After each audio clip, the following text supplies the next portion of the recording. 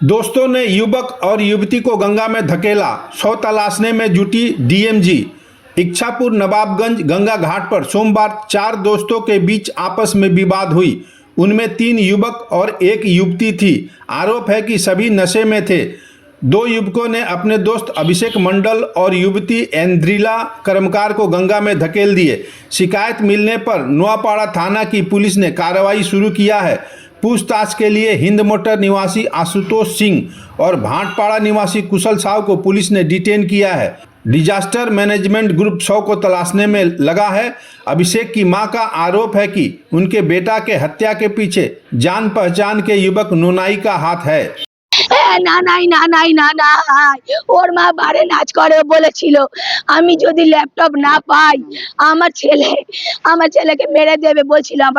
আমার মা বাবা জানতে পারলে অন্য ব্যবস্থা হবে আবার বলে আমার 2500 টাকা ওর কাছে পাই আমরা টেটু করিয়ে দিয়েছি। আমি বলেছিলাম আমাকে জিজ্ঞেস করে করাইসনি, বলছে তাহলে ওর সাথে বুঝে নেব।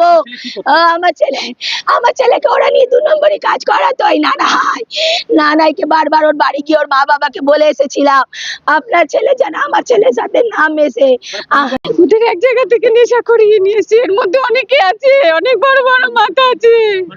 তারপর আমরা থানায় গেছিলাম। থানায় গিয়ে ওই দুটো ছেলে অ্যারেস্ট হয়েছে। ওই ছেলে দুটোকে কাস্টাডিতে রাখা হয়েছে। তা ওই ছেলে দুটোই আমার মেয়েকে মেরে ফেলেছে,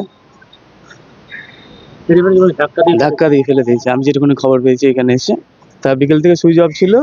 তা রাতে 2:10 ফোনটা অন হয়েছে। অন হওয়ার পরে আমি যখন ফোন করছি তখন ফোনটা বলছে অন্য কলে ব্যস্ত রয়েছে, মানে ফোনটা কারোর সঙ্গে কথা হচ্ছে।